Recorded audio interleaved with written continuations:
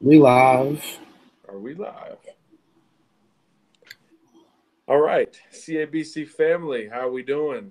It's a little late night show for you guys. Really, we're just live recording our podcast for Tuesday. So just doing it in a different format, seeing if this is kind of a better flow for producer Kev and I. So what we're going to do is we're going to wrap up our final thoughts on Alabama versus A&M. Get to a couple of questions we've asked our listeners via Twitter, a couple of polls to get to, and then we're gonna pretty much jump to you guys, Q&A style, both on here and certainly those that have already been submitted through Twitter, Instagram, Facebook, etc. So bit of a simple show today, kind of putting a bow on one thing and beginning to turn the page to the other. Look, we're not going to break down Louisiana Lafayette, no disrespect to Billy Napier, but we're going to kind of put a bow on A&M and look at some broader scope things when it comes to this Alabama Crimson Tide football team, undefeated, number one in the United States of America. So a live recording of our Tuesday podcast right here, hashtag CABC. Well, producer Kev, I guess we'll just jump into kind of our wrap up Yeah. of the A&M game. We came on here Saturday evening with a very live and raw recap as soon as the clock hit zero. So obviously we didn't have a lot of time to watch the tape, to go back and do any of the things we would normally do. So now we've obviously had that opportunity. Anywhere you want to begin with kind of where you're at now, watching the game again, a couple of days removed from its conclusion. Yeah, I think I want to talk about the O line play since we've been getting a lot of stuff about O line play. I definitely think that, like I said in the show after the A&M game was done, I stressed the fact that this offense is a lot of RPO based stuff, and the run game is going to look a lot different. I think in true drop back passing situations, the pass protection looked excellent, looked amazing. Pockets were big. Tua could step forward, backwards, left, right, any way he wanted to in the pocket. So, that being said, there wasn't a lot of movement up front in the run game, but it's not this. These are once again these RPOs and stuff aren't really made to drive people off the ball. They're more position blocking and stuff like that. So Yeah, that's that's that's always my main point of emphasis the um, for what I've seen. Again, watching the game a second time, and having a little bit more chance to watch it. yeah. With again, it wasn't all RPO, but there was a good amount of it. I thought the offensive line, yeah, I thought it got to the blocker or it got to the assignments very well, sustained the blocks. I did think that there was, however, a lack of drive thereafter. So Bama did well getting to the assignments, engaging, sustaining the block, holding that block, but I didn't think that they drove as well, didn't move the line of scrimmage as well than maybe a lot of fans were used to. So maybe it's a combination of, hey, this offense is changing. It's going in a certain direction away from the power running game, at least as consistently as we've seen in the past. And also, you know, that A&M front was a lot better than we maybe gave credit going into the game. Those guys, the front four, held their own, but a lot of the free blockers, or a lot of the free runners, I should say, defensively, the guys who did not find much resistance before making their way to ball carriers, were actually by design. So I didn't think there was a lot of missed assignments. Yes, the O line could have driven defenders further back, reestablished that line of scrimmage a yard or two down the field, but there were no free runners for the most part that were the product of missed blocks. I thought some of those were on Tua Tagovailoa misreading the inside zone play that has become a staple of so many spread offenses. And the others were the product of the running back unable to make somebody miss. So that goes on Damian Harris, Najee Harris, Josh Jacobs. Again, that A&M front seven was much more technically sound and disciplined than maybe we gave it credit for against the run. Those guys did not miss a lot of tackles in the box, in the muck, in the mesh, in the trenches, as they say. So I thought combination of those two things contributed to what was not a bad running effort, but obviously not what a lot of people expected. So the extreme side says, "Oh, the O line's gone to crap. Everyone's trying to throw too much, and Bama can't block anybody." Well, it's not quite all the way there, but everything is not peachy at this point either. So I think a happy medium is where the program is, and obviously playing Louisiana on Saturday will be a nice quick turnaround to remedy that situation. A couple of notes that I took on the rewatch. Kevin and I covered the offensive line situation.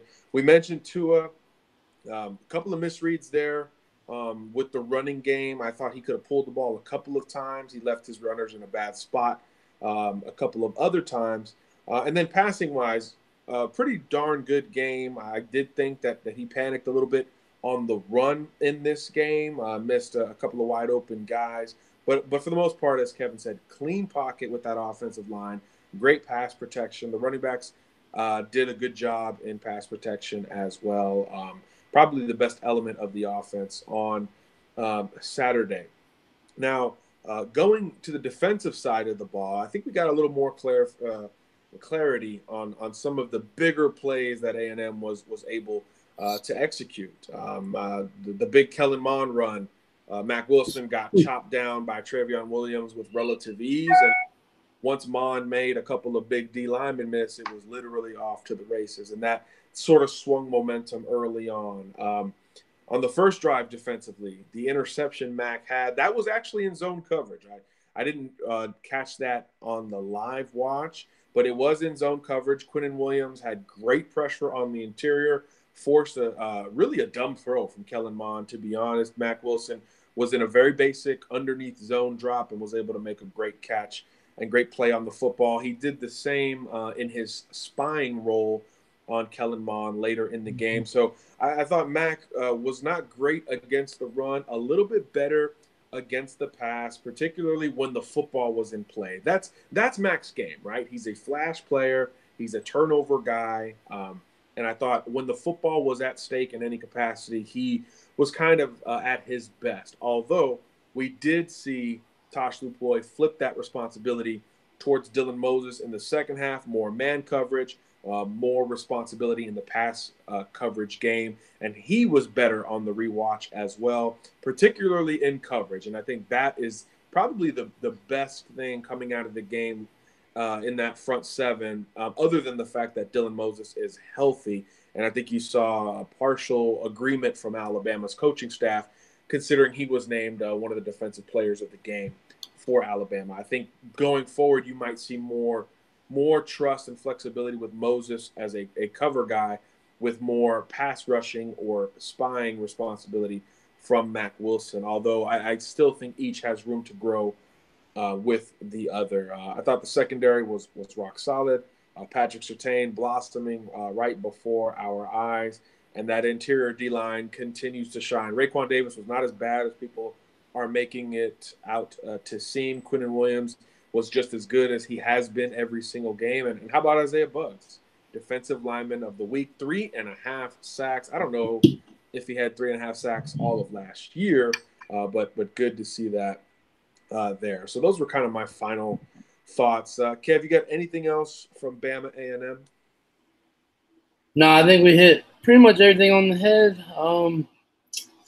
They did say that there's going to be some sort of, in the whole renovation process, they're going to try to shave that corner down that Dylan hit. Yeah, that's the biggest hit of the day.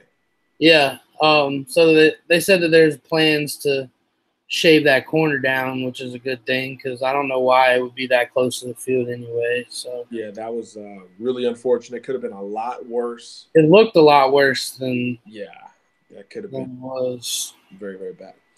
All right, so it was a big recruiting weekend as well.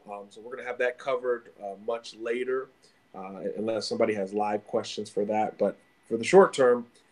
Let's jump over to Q&A. Oh, I'm sorry. Let's jump over to our polls. We've been asking you guys questions consistently here on the podcast, on Twitter at CABC Pod, if you don't already follow us. Well, initially, last week, we asked about how often Tua would play in the second half of the A&M game. Particularly, would he play at all in the fourth quarter? More than 80% of you said he would not, and I was against that. I was on the other side of the coin, but it turns out you guys were right. He, of course, did not play in the fourth quarter. So today, or I should say Monday afternoon, we asked, will Tua play in the second half at all Saturday, other than his holder duties on field goal and extra point attempts? And 63 votes have come in at the time of this broadcast.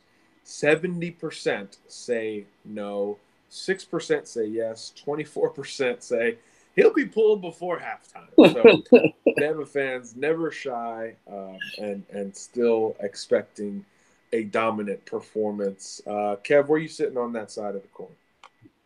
I said he'd make it to halftime.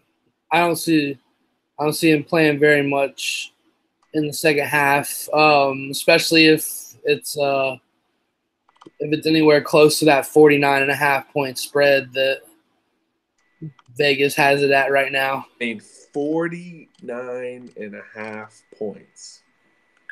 It's a lot of points. Even though, I mean, it's a lot of look, I mean, the last couple of Alabama games, we were talking about these gaudy spreads.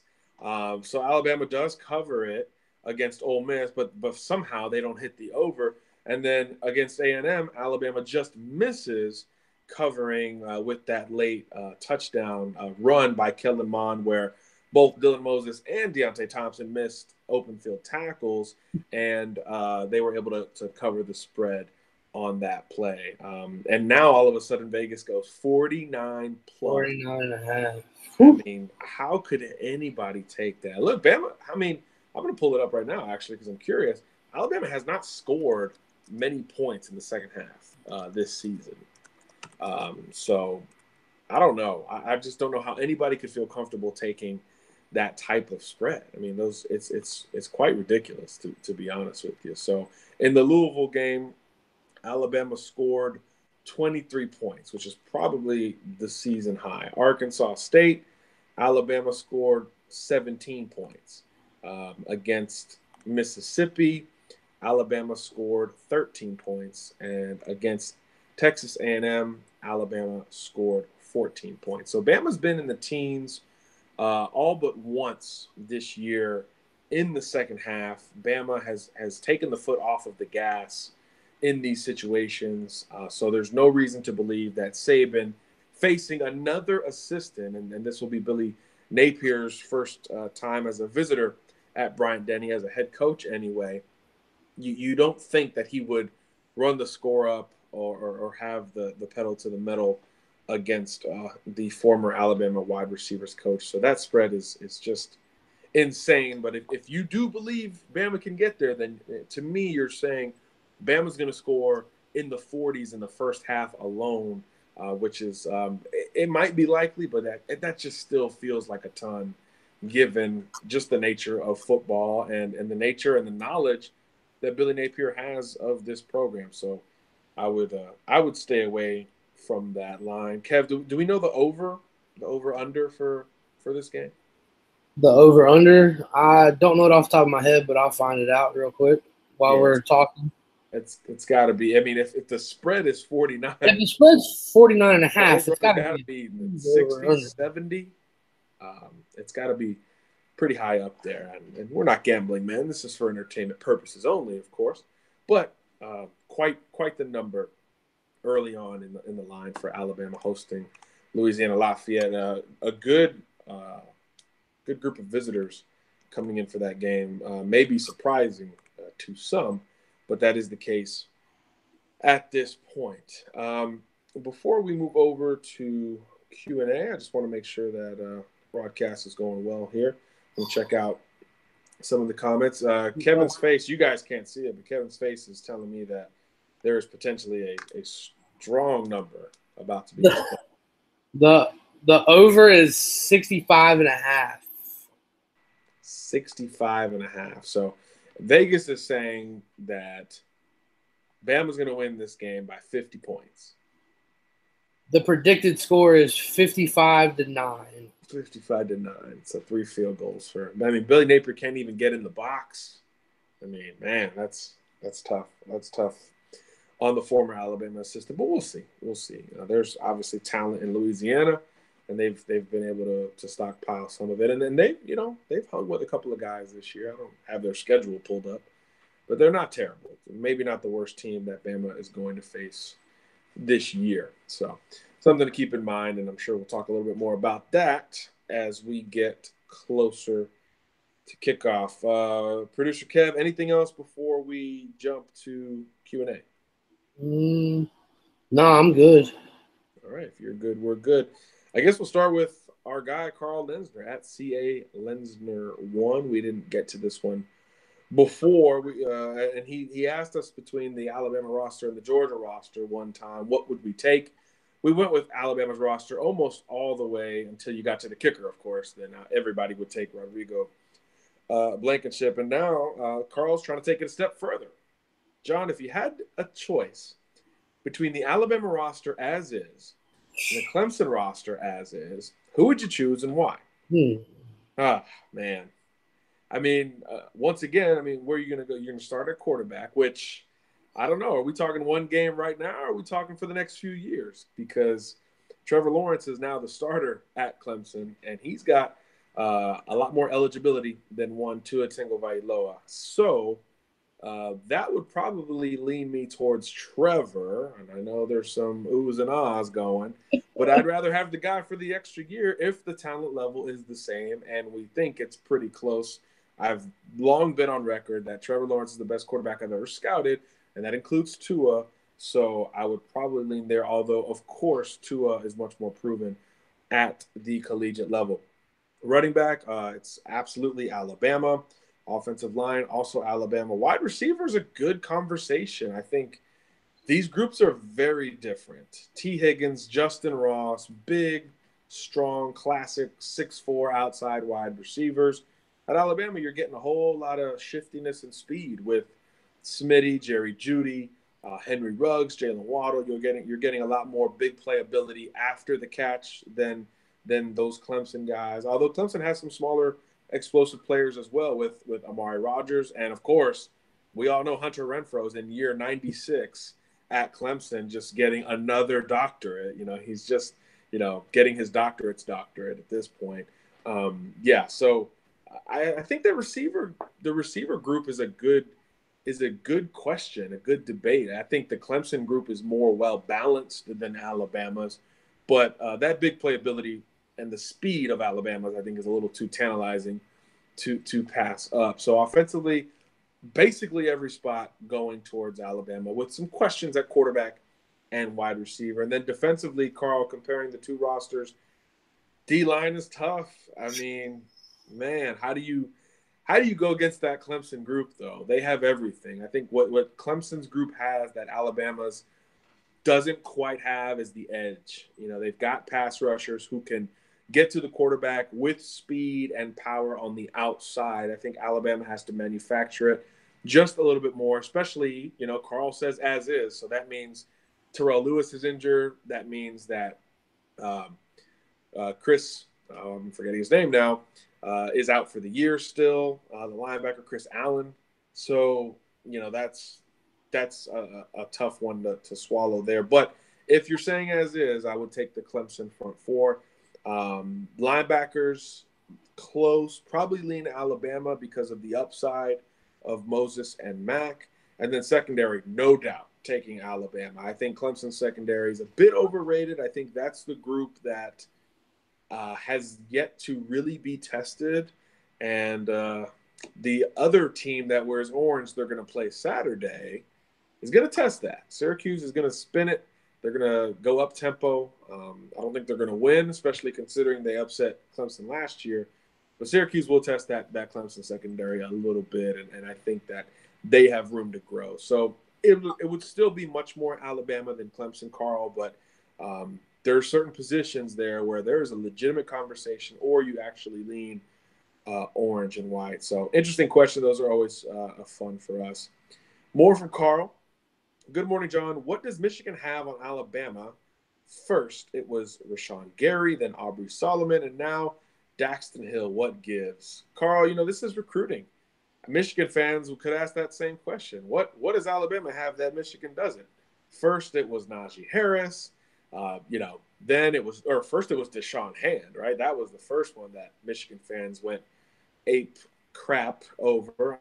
I just made up a word. But they tried to flip Najee, wasn't going to happen, and there's been a bevy of other prospects who have picked Alabama over Michigan. So I think Jim Harbaugh is a good recruiter. He's an eccentric personality that kids like, and where Michigan has really dug its heels into the ground, they sell education. They sell the 40-year decision and what you can do academically in Ann Arbor. And I know this is an Alabama podcast, but Alabama is not the number one rated academic institution in the world. It's just not. So I think that is something that a lot of opposing coaches have tried to lean on when it comes to going up against Alabama, because you're not going to win that conversation on a football playing field. You're not going to win that conversation from the NFL standpoint. You're not even going to win that conversation from playing early's standpoint, which used to be a go-to for opposing coaches. So where there is thought to be an advantage are these high academic institutions. So if you are battling Vanderbilt or Michigan or Duke or UCLA, which doesn't happen very often, those schools will push on that angle. And I think Michigan, particularly with Dax Hill, which is the reason you're asking this question, that is where they seemingly got his parents on board, and that is where they seemingly won the battle, was the non-football elements, because obviously if there was a football element, he would be committed to Alabama at this point. So I think the first true Southern win that Jim had in the South was indeed Aubrey Solomon. More from Carl. He's asking, is it playing time, cold weather, academics? Is it the Michigan-Ohio State game? No, it's always a little bit deeper than those things, Carl. Carl says, fans are always asking about Ben Davis, but the media never asked the one person who might have knowledge of the situation. It is my opinion that Nick Saban might have knowledge of the situation with Ben Davis, and he might be able to shed some light on it. Just a thought. I could be wrong. What are your thoughts? Yeah, I mean, Nick knows more than we know, Carl. There's no doubt about that. But I just think that it hasn't – fans have been more concerned about Ben Davis than the Alabama coaching staff and the beat writers, because there have been more pressing issues, mainly this quarterback situation, the injury situation, the damn wall at Bryant-Denny has become more of a situation. So I think that all of those things, when you're on the beat like that and you're with them every day, you have to have the pulse of the fans in mind, but you also have a job to do. And if Ben Davis is healthy and you're out there watching him in the early practice rotations consistently in the middle of the pack or the back of the pack, you kind of know the answer you're going to get before you ask the question. And we all know Nick's patience with the media is not exactly Zen-like.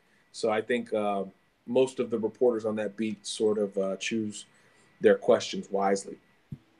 At Laquan 1, Kev might have a better answer to this one than me. I've heard some Texas buzz for Trey Sanders. Are they a legit contender for him?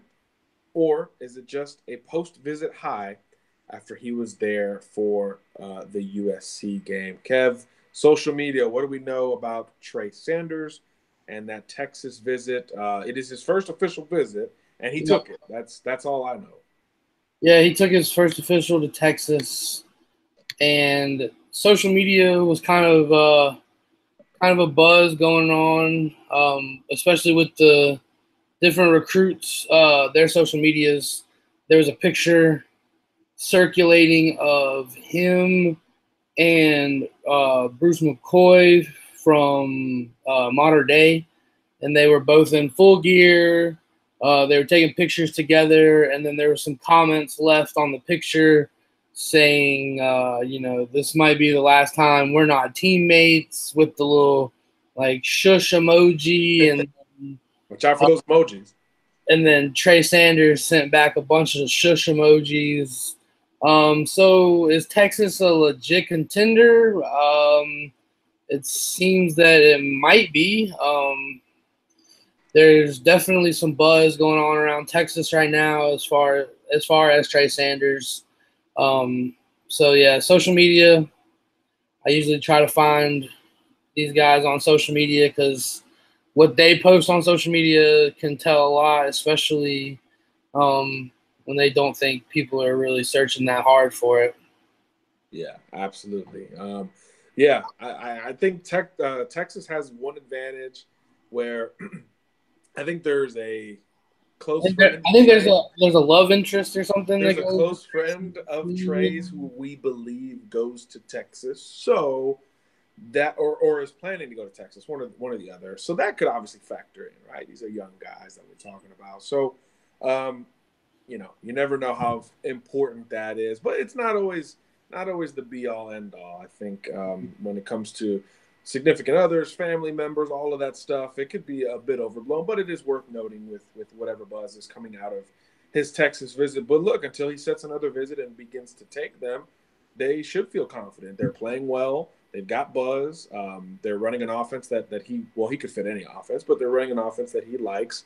And Texas was one of the schools the last time I was at IMG that I heard buzz about with Trey Sanders. I heard more Texas buzz than Florida buzz, and his brother plays for Florida. So, how much stock do you put in that?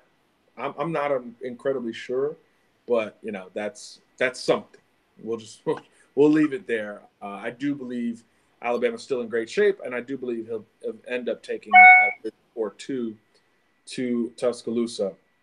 Final question before we get to our live audience. For those of you watching, we appreciate you.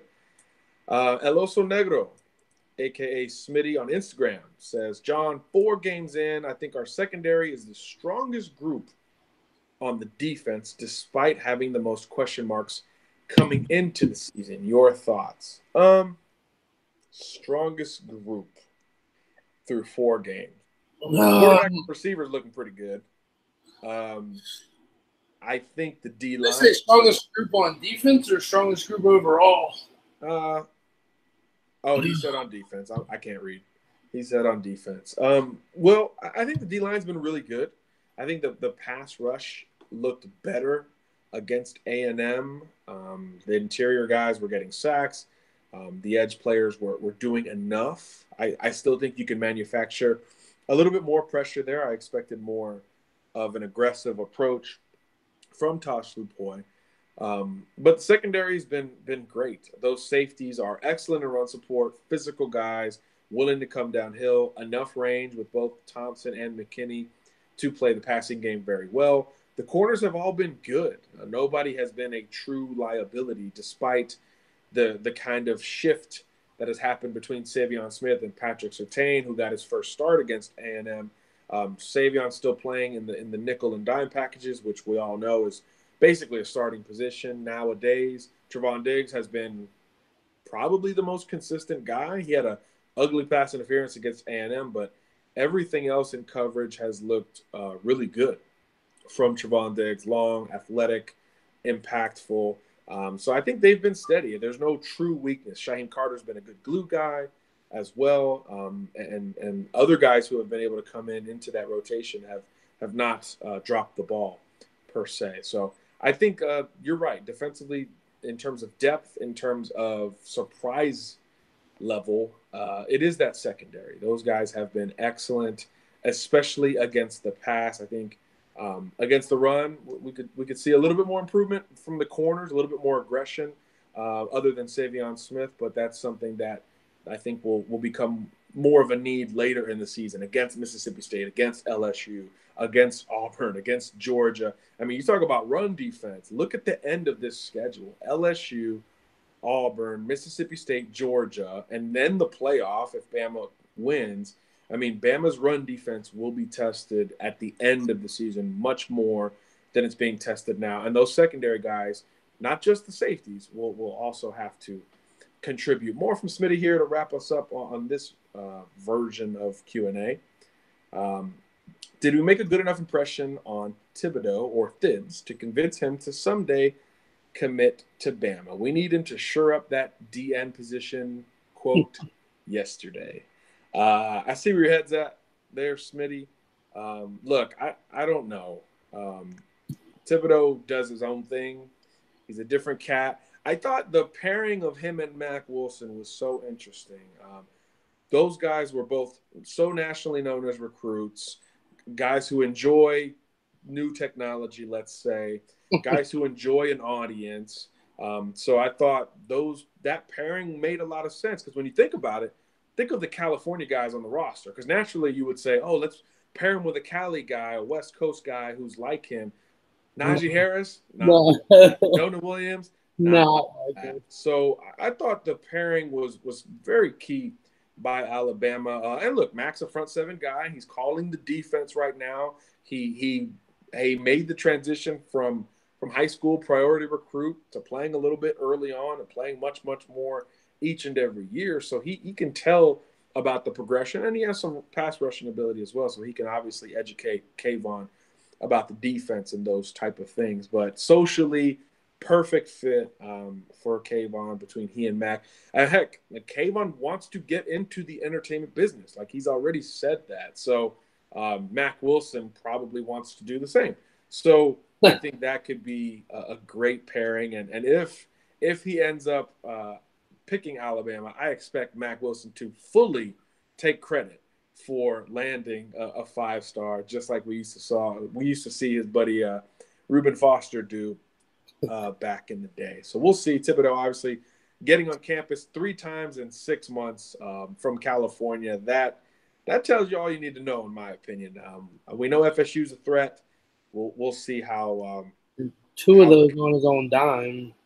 Yeah, 2 visits on his own dime, and then this one was the official. So clearly interested. I don't think he's been anywhere 3 times in the last 6 months, but he's been to Bama 3 times in the last 6 months. That includes USC, UCLA, Oregon, schools he can get to much more consistently than Alabama. So I think that tells you a bunch. All right, Kev, should we shift gears to our live and loyal late listeners?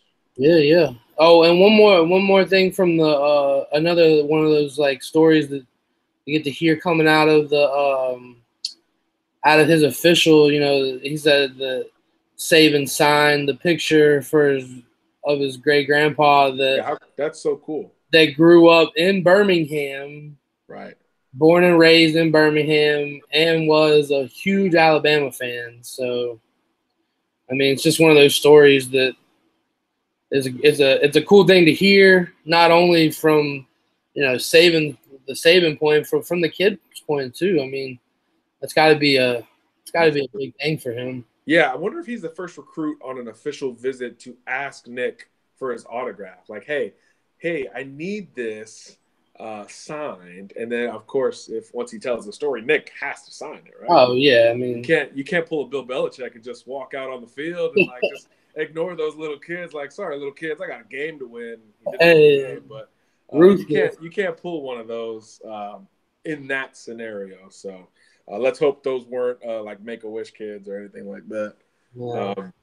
Yeah, interesting with Thibodeau. Definitely the headliner from the weekend, and maybe he ends up taking another trip. Who knows at this point? Yeah, so let's transition to what we got so far in the live chat. We got a lot of stuff in the live chat so far. That's a tumor. What up? Yeah, man. I know he's been trying to get in. He's missed the last couple or come in late at the last couple, but got in today. Let's see. So we did figure out that we were talking about Johnny. They were talking about Johnny Dwight instead of. So let's see. Did anyone notice that Johnny Dwight came in late on Bama's D-line with high energy and getting 2 sacks? See more from him. Yeah, Johnny Dwight. I saw Fedarian Mathis in there as well. They got to get those other guys in, because when you, like we said, at the end of the season, when you're playing these big boys, you got to have a rotation. You're not going to be able to trot out Quinnen, Bugs, and Raekwon and be able to combat these guys alone for 4 quarters. It's just not something that really is possible over a long period of time. So you got to get that next wave ready. And I thought, like you said, the energy was really good, and there wasn't a clear drop off, which is really what you want to see. Yeah, I mean, really, the only one that you didn't see was Ben Davis. Why you got to do that? Why you got to do Just that? because I just, you know. Let me keep the camera like right here so y'all don't see like my Ben Davis jersey shrine over here, and like you got the Gordo jersey, the Bama practice jersey for sure. Like let me hide that. So then, talking about, do you guys think that the O-line is better without Womack? That might be a hard question to answer. Well, he's running around now, so he might be back soon. Yeah. That's a really tough question. I mean, who do you take out right now? Right. One, who do you take out? Two, it's a different offense. So this offense is a little bit more predicated on athleticism, and Jedrick Wills is a good athlete. We know Alex Leatherwood's a good athlete. The left side, ain't nobody touching that. So I don't know how you figure that out unless, I mean, it's tough. It's tough. I mean, he could back up either tackle position. He's got experience. Obviously, you need him healthy first, but I think the line has more potential without Womack. Maybe in certain situations it's better with Womack, but with Matt Womack, you think of pass protection. You think of long, athletic, rangy guy, but the pass protection has been awesome this year. There really has not been much pressure. Tua has 0 interceptions, and I think part of the reason, well, we know there was one dropped interception, but part of the reason other than that is the clean pockets that he's been able, to enjoy. Yep. And I think you think of Matt Womack as that type of guy, but this O-line has been doing those things quite well as well. So I don't know if you compare Matt Womack to Wills and Leatherwood as run blockers. I'm not sure he's there. Kev, is it even a conversation? I mean, like you said, pass blocking, yes. Run blocking, I don't think so. I don't think you're gonna get better run blocking than Leatherwood and Wills out of Womack. I don't think that's gonna happen. But I mean, I don't know. We'll see how it comes as he progresses. And I think this game Saturday is good in terms of timing because there are things to work on in that running game. So guess what? Guess who's going to have to pay for that? It's going to be the Louisiana Lafayette Raging Cajuns. Front seven, it might get work, and it might be a quick game. That game might be 2.5 hours. Yeah, I don't envision Bama throwing a ton. Now, does Nick start to think of a Heisman campaign for Tua? I would think no, but you never know. You never know. Nick has surprised us every year with something, so maybe that's his deal this year. I would think that Nick would want to be up 21-0 so he can get Jalen in the game and quell any more questions about a potential red shirt. Yeah. So yeah.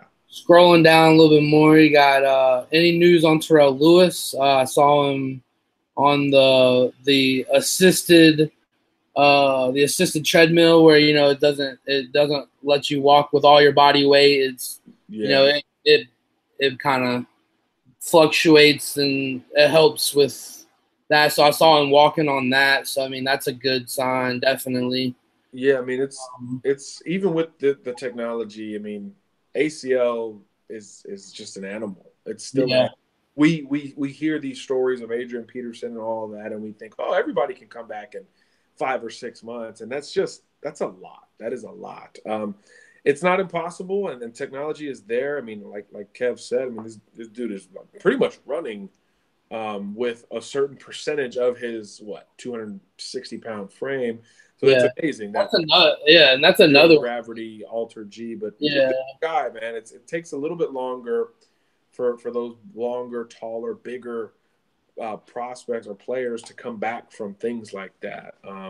And also, Adrian Peterson's a freak of nature, and Terrell Lewis might be as well.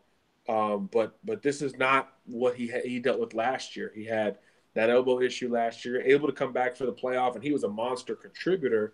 But this is a different animal. Not to mention, if your elbow's banged up, you can condition to some degree. When it's an ACL, there's not a whole lot you can do other than embracing the technology, getting in the pool, getting in the Alter G, zero gravity treadmill, things like that.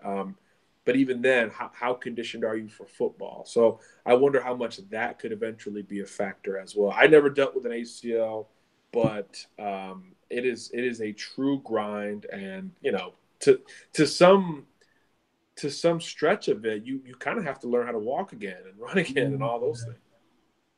I mean, I had an MCL my freshman and my senior year, so I mean, but that didn't require any surgery or anything like that. So I don't know what an ACL is like, but I can only imagine with going through an MCL. I can only imagine how bad the ACL was. So then we got scroll down a little bit more. Will Tennessee score 10 points on Bama? Man, Tennessee's talent level is crazy. They lost players. They've had drama, but it's an overhaul. It's a complete overhaul. It's like baseball. When you rebuild in baseball, it gets really, really ugly, really ugly. So it's looking like that for Tennessee. It's just not pretty. It's not pretty no matter how you slice it right now. Florida dismantled that team, and I think took any win that it had left. And they get Georgia, they get Bama after that. I mean, it's going to be rough. If Guarantano is even the quarterback by the time that they play, I'm just not sure how he manufactures that. He's not the dual threat Kellen Mond is, and Mond struggled to get A&M to over the 20-point mark with much more talent at every single position, I would say. So I think Bama plays a lot of man coverage in that game. I think Bama's very aggressive in that game, and I think Tennessee struggles to run and to keep a clean pocket for Guarantano. The spread is going to be crazy because I think the spread with Georgia-Tennessee is in the 30s already. So it's going to be like that with Alabama and then some, because I think Alabama has looked much better than Georgia early this season. I'm not sure Tennessee hits double digits. That could be ugly. That could be a shutout. Yeah, the spread on the Georgia-Tennessee game is Georgia minus 32. Like minus 32 to a division rival, not only in conference, but a divisional rival. That is a traditional rivalry, which that is. We thought Auburn minus 30 was a lot last week, and now another SEC game is Georgia minus 32. That number may even grow before Saturday. Oh my! Crazy. So as we scroll down more, talking about Tua, I honestly don't think we'll ever see him play a single fourth quarter. Maybe championship game. Our defense is so strong, he won't go in the fourth. Wow. That's a lot. Not even a single fourth. I don't know. Month of the season is not easy. I mean, when's the last time Bama blew out LSU? I can't think of a game that wasn't. I mean, it might be the national championship game, and even then it was 21-0, but it was a skewed 21-0. Yeah, that Alabama defense didn't allow anything for. Who was the quarterback? Was it Jefferson? Was it Jefferson at LSU? But it's not like the Alabama offense was rolling like this. So Alabama blowing out LSU in any way is tough for me to even say. But I think, Tua's got to play in the fourth quarter. Don't you want him to? I mean, as an Alabama fan, what do you want him to play at least one full game? This kid has never played a full game in college. And let's be honest, he wasn't playing full games in high school either because it was a similar situation. So we literally don't have a full game sample size of Tua Tagovailoa other than the spring games and 7-on-7. So what a time to be alive. Jordan Jefferson was their quarterback that year. It was Jordan Jefferson. They were terrible on offense. They had – man. Their defense was nasty, and Bama's defense was – some people still say that might be their offense was good. They just didn't have anybody to throw it to them. They had Odell and Reuben Randall and Russell Shepard. Wow. Yeah, they all They played. just didn't have anybody to get it to them. Right. Now the defense was right. Morris Claiborne, Tyrann Mathieu before he got in trouble. So I mean that was a pretty good defense, but yeah. So yeah. Going back to the live chat, we got some. Let's see. Did you see Clemson? They said screw our veteran quarterback who got us to the playoffs last year. We're starting the freshman who can throw. Sometimes I wish Saban was like that. Yeah, I think it was a little more drastic for Clemson because the Kelly Bryant struggles popped up at multiple points last year, including against Alabama in that semifinal, where they couldn't do anything. They couldn't do anything. I don't think the year before Tua got there, or the year Jalen was starting as a freshman, there was no other option. Who would have Bama gone to? Those guys were all getting ready to transfer with Cooper Bateman and David Cornwell and all those guys. Barnett was well out of there by that point. So undefeated USF, by the way, led by Blake Barnett. Shout out, so there was no other guy to go to. Now the second year, which was last year, sure, Tua was there, but there were no losses until Auburn. And the very next game was Clemson, and it was really, really slow. And we were told that's when the preparation for Tua really kicked up with Alabama. So it was an ace in the hole for Nick, and he used it in the net. He used it in the next game. So maybe it was one game too late, but Jalen didn't have the hiccups that tangibly cost the team victories like Kelly Bryant did last year. And even then, Kelly Bryant didn't get benched last year. So, yeah, it was a long time coming for Clemson, but it still took, all of spring, all of fall, and 4 games into the season to get to the inevitable. So it's not very dissimilar from the Tua situation. Well, then they started presenting themselves early this year too, and right. So yeah, that was that Texas A&M game. I think if it was at Clemson, I think Trevor Lawrence would play the whole second half. I don't think Kelly Bryant, although Kirk Herbstreit loves Kelly Bryant, I don't think that Kelly was moving the ball very well against an A&M defense that we now can confirm does not have a very good secondary and was very vulnerable in the back end, mobile quarterback or not, and he wasn't able to do it. So I think that at that point, Dabo could have pulled the plug, but he stuck with his veteran and they escaped with a win. But I think that's when Dabo kind of knew, all right, like we're going to move to Trevor at some point. Yeah. A couple more guys and we'll wrap it up. Let's see. Alabama roster, Trevor Lawrence isn't all that. I don't know about that.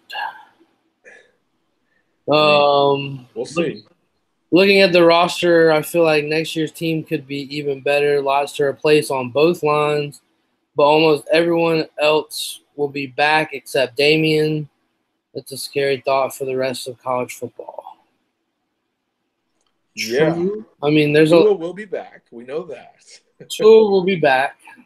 The receivers will all be back. Najee will be back. All of the receivers will be back. Najee will be back. I would imagine Leatherwood will be back.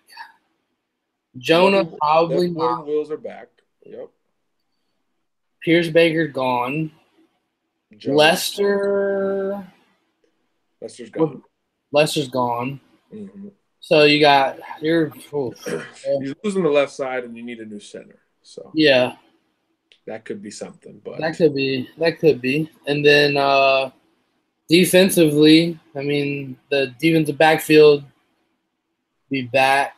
They all have a year. I mean, maybe Deontay Thompson does go after all if he is the next. What does Shannon Sharp say? Combination of Sean Taylor and Ed Reed. If he is God's gift to the safety position, he will leave, and he'll be the number 1 pick in the draft if he's a hybrid between those two.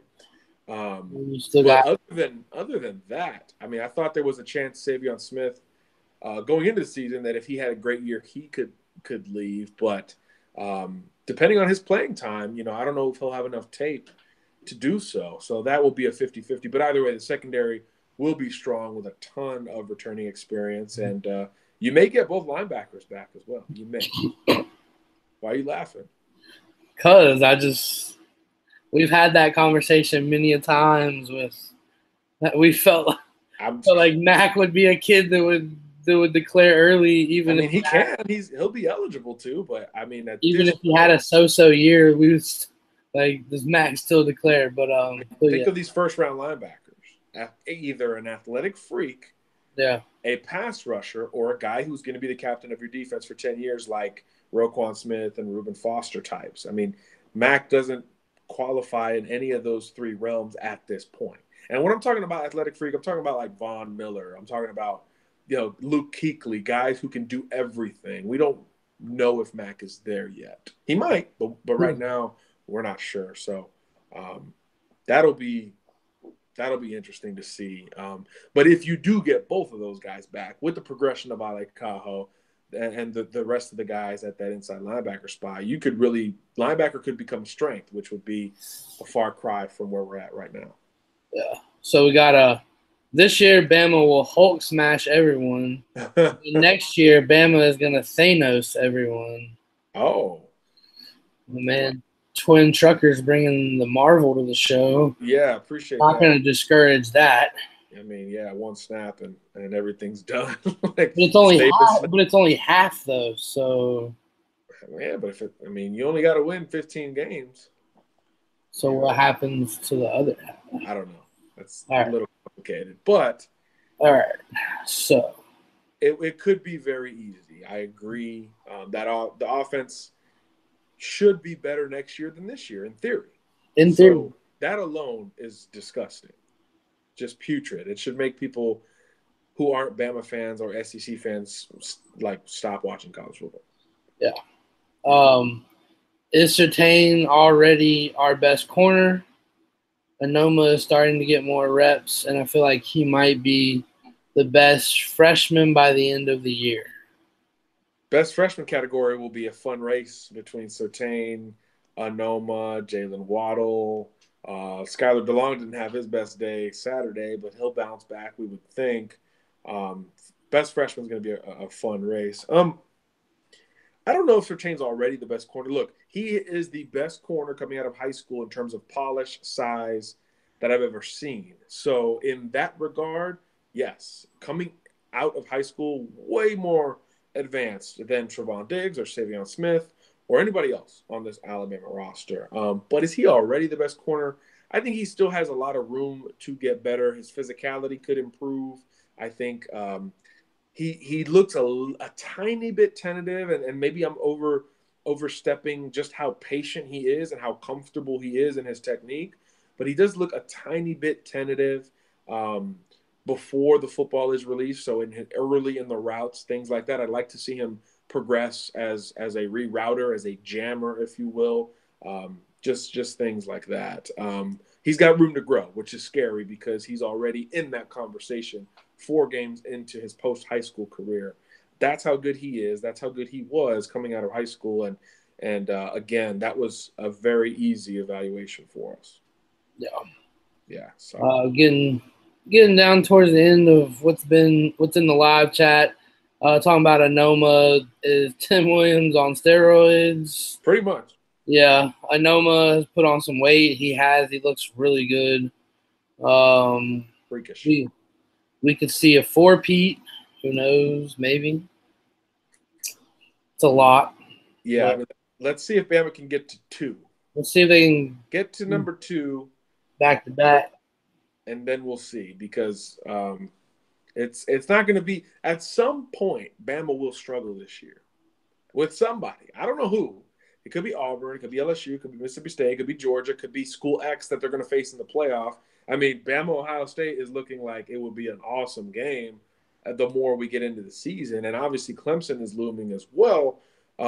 At some point, it's not going to look easy. And there were times Saturday where it didn't look very easy. It still looked easy, but not very easy for the first time all year. So people are going to get tape on that. They're going to try to mimic some of the things A&M did to have success. So I think that you'll see, you'll see some struggles at some point. These are still teenagers we're talking about here.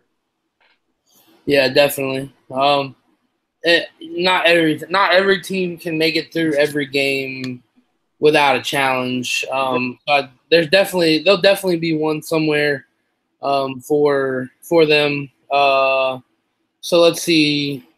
Johnny Blaze came in real late today.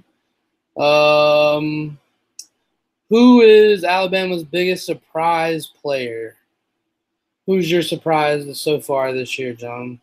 For me, I would say Ross Piercebaker transitioning to center and doing it pretty darn well. A little bit of a rough start against Louisville. Really, really good since then. I didn't expect the transition to be that smooth, so that is somewhat surprising. Either him, Deontay Thompson, Xavier McKinney, Trevon Diggs. Man, I thought Trevon Diggs would be the third corner at times going into the year. So in terms of starting versus not starting, it would be Trevon Diggs. But in terms of transitioning to another year, it would be Ross Piercebaker for me. Nice. All right. Bama will probably struggle with LSU. Ohio State cannot hang with Bama. I mean, Dwayne Haskins has thrown like 35 touchdowns already. They got guys. They got guys. And Urban Meyer won the last time that they played. So Urban might be scared of a press conference, but he ain't scared of Nick Saban. Let's see. Which freshmen do you think have played their last game of the season and will be redshirted now that we're 4 games in? Got to be guys buried on the depth. Yeah, I mean, I don't think any of the contributors. No. Yeah, certainly not DeLong, not Waddle, not Anoma, not Pat Surtain, obviously. Definitely not those guys. Maybe some guys down the line, perhaps. But I don't think. Like Jalen Moody, the linebacker, he's probably a red shirt. Guys we haven't seen play yet, like Tommy Brown on the offensive line, what have you, probably headed for a red shirt. But the guys you're seeing on the field consistently, I don't think it is guaranteed. And let's not act like a lot of these are guaranteed. A couple of injuries happen. Bama will lift that thing quick. So I think some of the guys you just haven't seen are the more natural answers. But there's no clear guy that Bama has to redshirt in this class who's a long-term project. Bama's not taking a lot of guys like that in recruiting. Yeah. Yeah. So. Then we got. How do you think Leatherwood's been playing at guard? Talked about it a little bit in the last show. I think he's transitioning well. He's still definitely transitioning for sure. But I think he's getting there.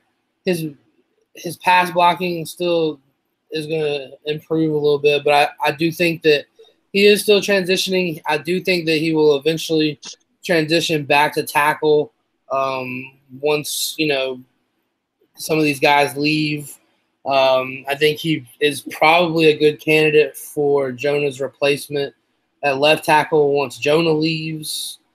But yeah, I think he's playing well.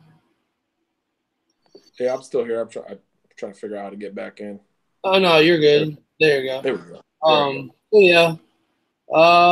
So as far as that, doing pretty good. Yeah, Jalen will he transfer to LSU or Auburn? I've got a dark horse theory. I've said Auburn in the SEC. Yeah, I mean, you imagine Jalen Hurts and Jalen Hurts fits Auburn so well. It's kind of crazy.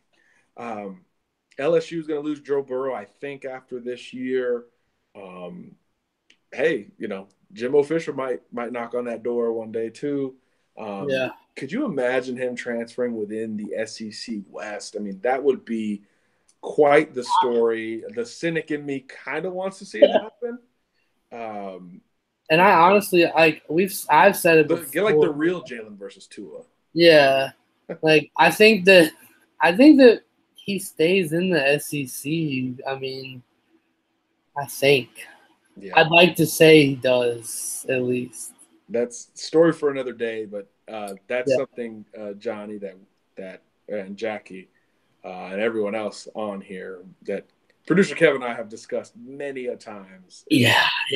Hypothetical bubble. So I think we're gonna go ahead and wrap up tonight. We appreciate you guys. I mean, absolutely. another late show and another great turnout. I mean, we have 26 viewers right now in here. So yeah, once again, thank you guys for joining. If you haven't already, subscribe. Subscribe on iTunes, rate us, do all that good stuff. Follow us on the socials if you haven't already, at CABC Pod on Twitter, at CABC Pod on Instagram, and Crimson and Blue Chips on Facebook. All of it. All right, guys. Well, we'll wrap it up for today. Organized podcast in the morning, and we'll have Hank South on there as well, so it'll be a little bit different. So we'll talk a lot more recruiting with him. That's why we stayed a little bit away from it here this evening. Thanks for joining us, everybody. We'll see you in a couple of days. For producer Kev, I'm John Garcia. God bless. Garcia out. Deuces.